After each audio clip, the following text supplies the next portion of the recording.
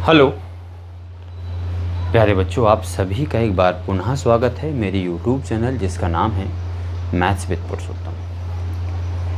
2-3 दिन से वीडियो मैं नहीं अपलोड कर पा रहा था, जिसका मेन कारण जो है मेरा स्वास्थ्य था। स्वास्थ्य थोड़ा सा नाराज़ चल रहा था, फीवर वगैरह था। अब फ़िलहाल थोड़ा सा अच्छा महसूस कर रहा हूँ, इसलिए मैंने सोचा कि वीडियो बना करके डाल देता हूँ।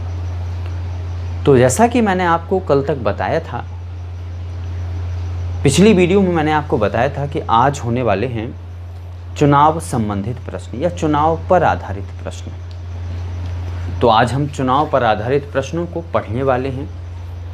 दूसरी बात, इससे पहले वाला यदि आपने बेसिक नहीं पढ़ा है तो इससे पिछली जो कुछ वीडियोज मैंने अपलोड कर रखी हैं परसेंटेज टॉपिक की, तो आप वह वीडियोज पहले देख करके आइए। अगर आप वीडियो देख लेंगे तो निश्चित तौर पर आपका बेसिक कंप्लीट हो जाएगा, फिर आपको यहाँ पढ़ने में थोड़ा सा मज़ा आएगा। और क्लास अच्छी लग रही हो तो शेयर ज़रूर कर दिया करें। दूसरी बात यह है, अगर आप पढ़ने के लिए बैठ गए हैं तो पेन कॉपी उठा लीजिए और शुरू हो जाइए। तो चलिए, मैं भी जहाँ शुरू होता हूँ, आप घर में बैठे अपनी पेन कॉपी से शुरू हो जाइए। देखते हैं हमने आज जो अपन को पढ़ना है, जो अपना टॉपिक है, तो वो है चुनाव से संबंधित प्रश्न। चुनाव संबंधी प्रश्न।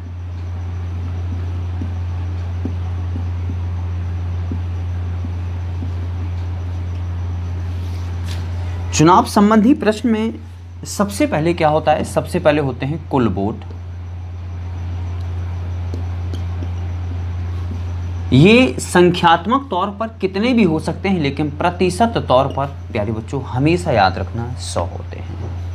प्रतिशत तौर पर हमेशा 100% होते हैं। इसके बाद ये दो हिस्सों में बट जाते हैं। एक हिस्सा होता है ना डाले गए वोट,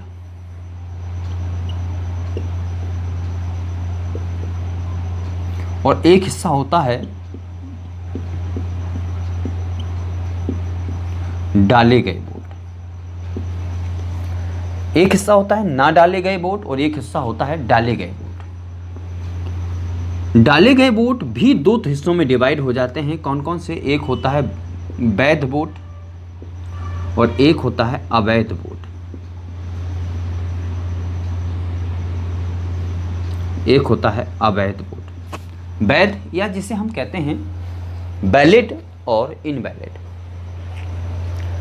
इसके बाद में वैध वोट जो होते हैं वो दो तरीकों से डिवाइड हो जाते हैं। इसमें जीत और हार का फैसला होता है। जीत और हार का फैसला होता है। अगर आपसे कहें तो ये अकेला 100% के बराबर होते हैं, दोनों मिला करके 100% के बराबर होते हैं, और ये दोनों मिलाकर 100% के बराबर होते हैं, ये दोनों मिलाकर 100% के बराबर होते हैं। जैसे मैं आपसे कह दूं कि 10% वोट नहीं डाले गए हैं तो 90% डाले गए होंगे, 20% नहीं डाले होंगे तो 80% डाले गए होंगे।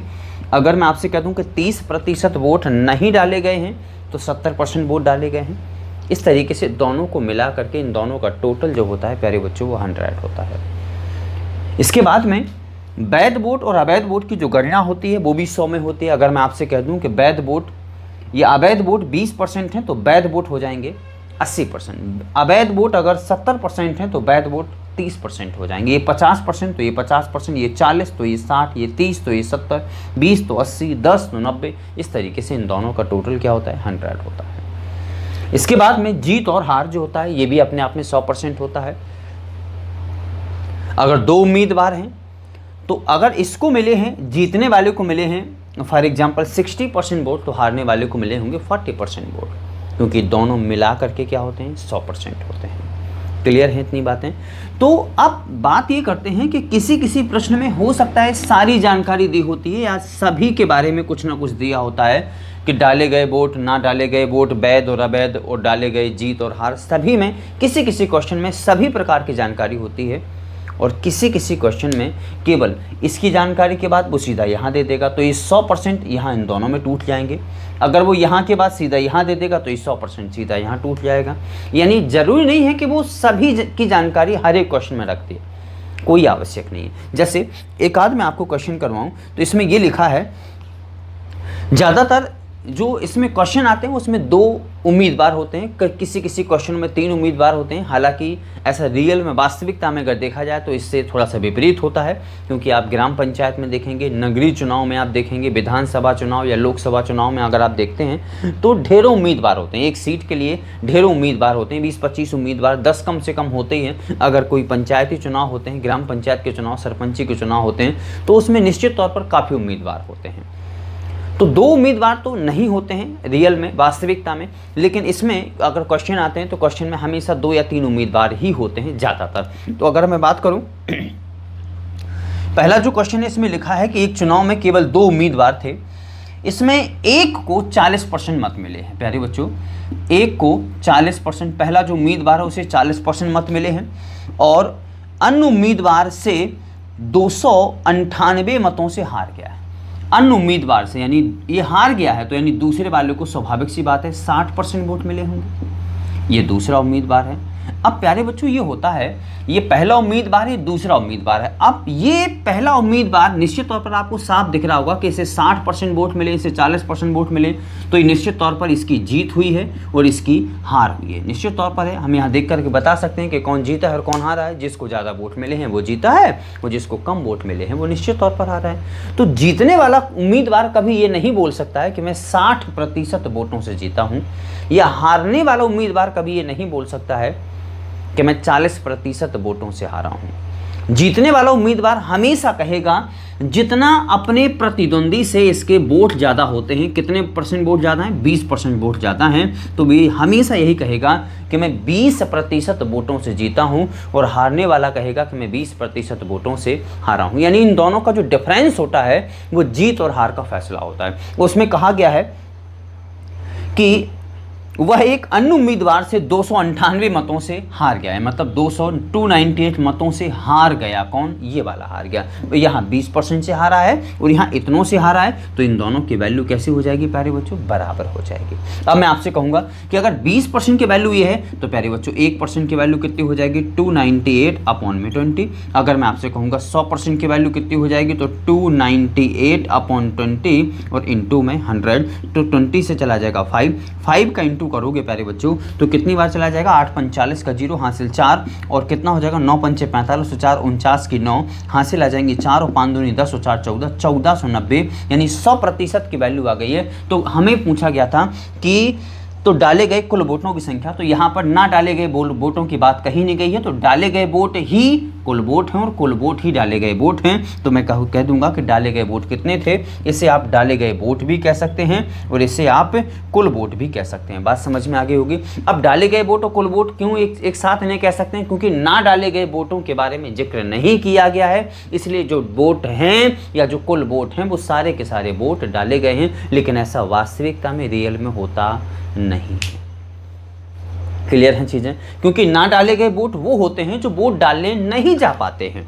अब ऐसा कैसे संभव हो पाता है कि कुछ लोग निश्चित तौर पर अपने शहर से बाहर होते हैं, कुछ लोग उस समय जिस दिन वोट डाल रहे होते हैं, कुछ लोग ऐसा भी होता है कि भगवान ना करे किसी के साथ ऐसा हो, लेकिन ये जो जब भी चुनाव आते हैं तो चुनाव से 2 या 3 महीने पहले वोटर लिस्ट अपडेट होती है। अब चुनाव की डेट और अपडेट की डेट, इनके बीच में 3 महीने का फासला होता है। तो इस दौरान निश्चित तौर पर जो वोटर लिस्ट में जुड़े हुए कुछ ऐसे व्यक्ति होते हैं जो अकस्मात या किसी बीमारी के कारण किसी का निधन हो जाता है, तो वो वास्तविकता में वोटर लिस्ट में तो ऐड हैं, लेकिन वास्तविकता में वो इस दुनिया में नहीं है। कुछ लोगों के साथ अनहोनी हो जाती है, भगवान न करे किसी के साथ ऐसा हो, लेकिन ऐसा हो जाता है, तो वो वोट नहीं डालने जा पाते हैं, तो वो किस में आ जाएंगे? ना डाले गए वोटों में आ जाएंगे। तो ऐसा हमेशा ही होता है, ऐसा कभी नहीं मैंने सुना हुआ है ना आप लोगों ने सुना होगा कि किसी ग्राम पंचायत में, किसी नगर में, किसी कस्बे में, किसी पूरी लोकसभा सीट में मान लीजिए इतने वोट हैं वहाँ पर, वो इतने के इतने वोट पूरे डाले गए हों। ऐसा कभी नहीं होता है।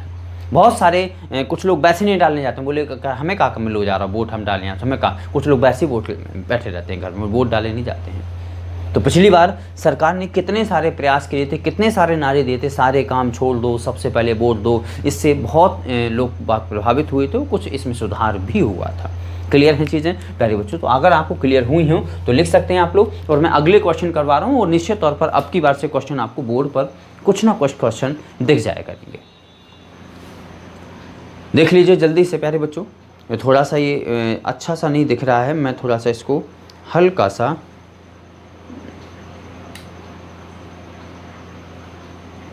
अब शायद सही दिख रहा होगा।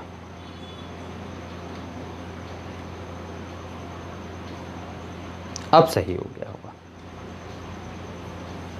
पहले थोड़ा सा हल्का सा डिफरेंस आ रहा था, दिख नहीं रहा था, अब तो प्रॉपर है। चलिए अब यदि मैं बात करूं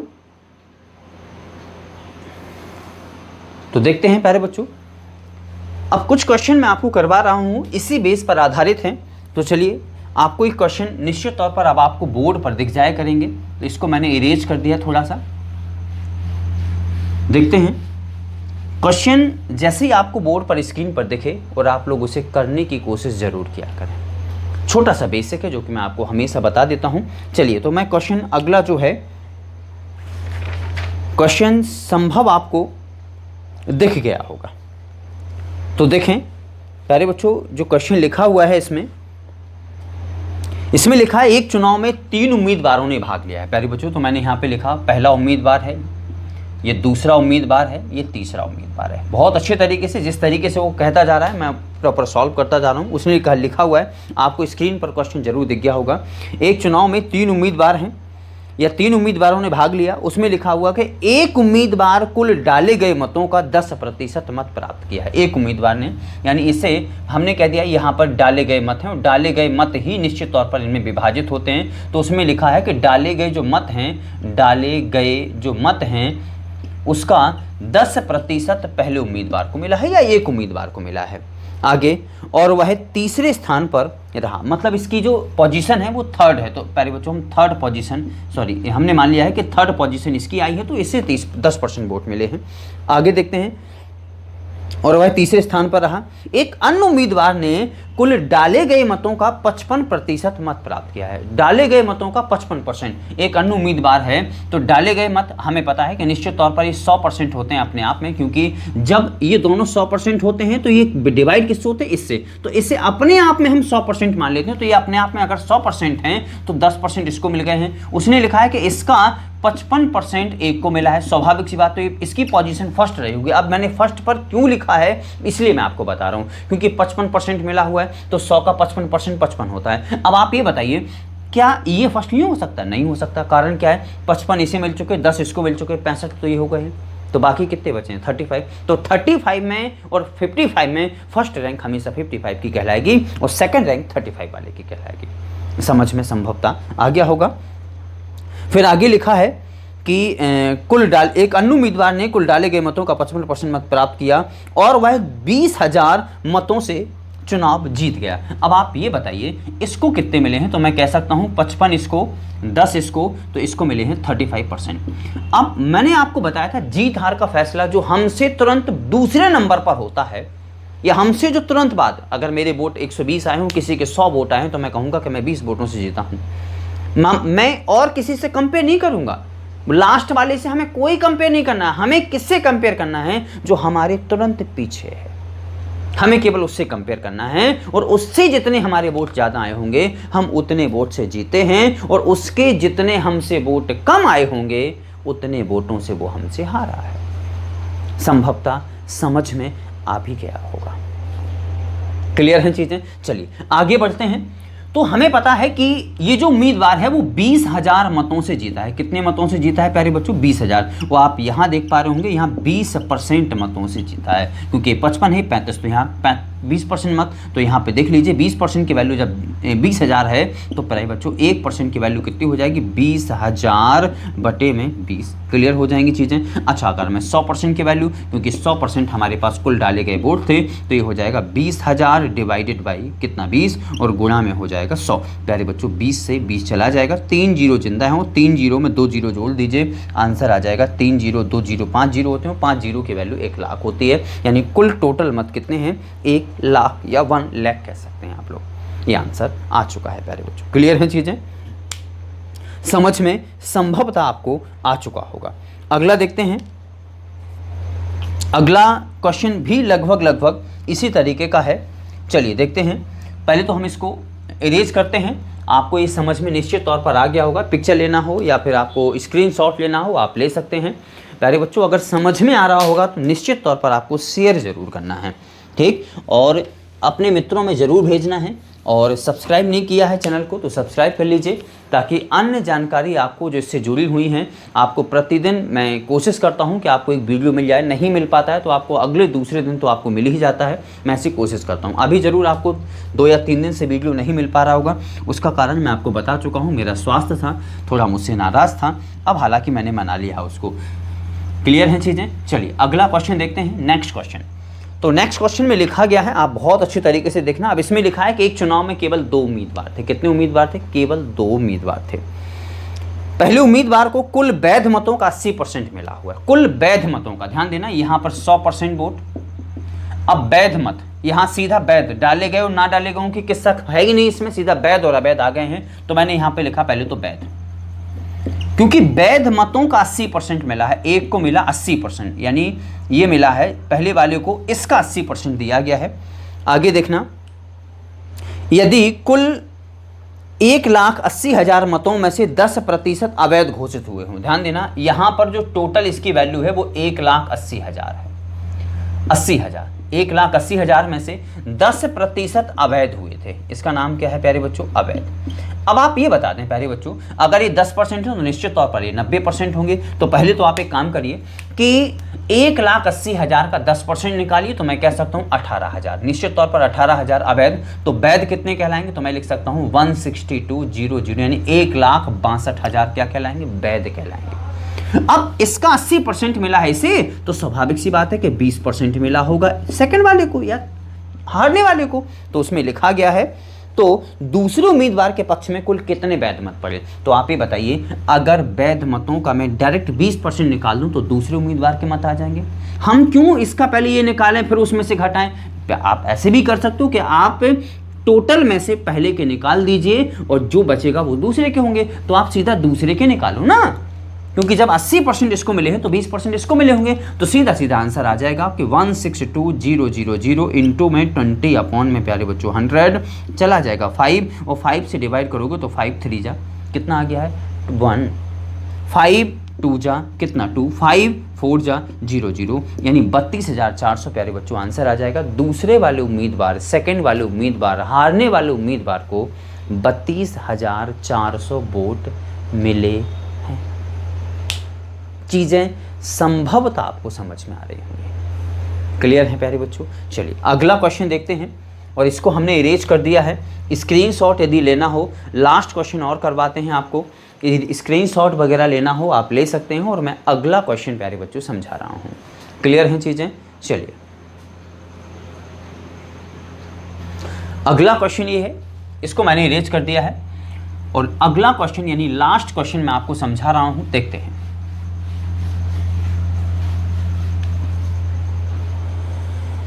लास्ट क्वेश्चन भी लगभग 3 उम्मीदवारों वाला या 2 उम्मीदवारों वाला, चलो कोई दिखा देते हैं, कोई दिक्कत नहीं है।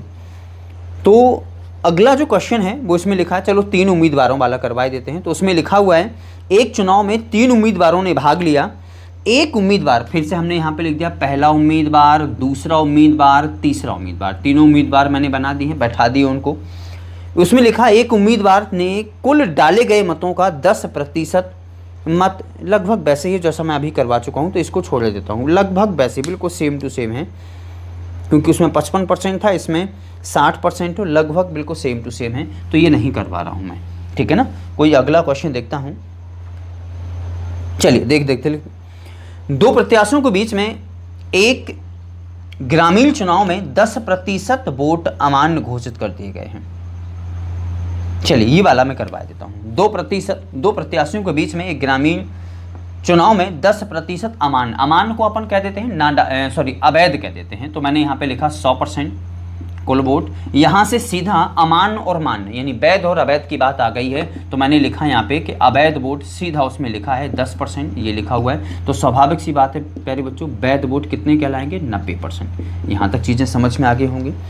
10% अमान्य हो गए हैं, और एक प्रत्याशी जिसे कुल मान्य मतों का 62% मत मिला, एक प्रत्याशी जिसे मान्य मतों का मान्य कौन से है, ये वाला, इसका 62% प्यारे बच्चों। तो इसका याद रखना, इसका 62%, तो हमने यहाँ पे लिखा 62% मत मिला, कुल मान्य मतों का 62% मत मिला और 21,600 मतों से विजयी हुआ, ये वाला। तो अब आप केवल हमें इतना बता दीजिए प्यारे बच्चों कि इसको कितने मिले होंगे। तो 90 का 62 इसको, तो प्यारे बच्चों 90 का 38 इसको, हाँ या ना।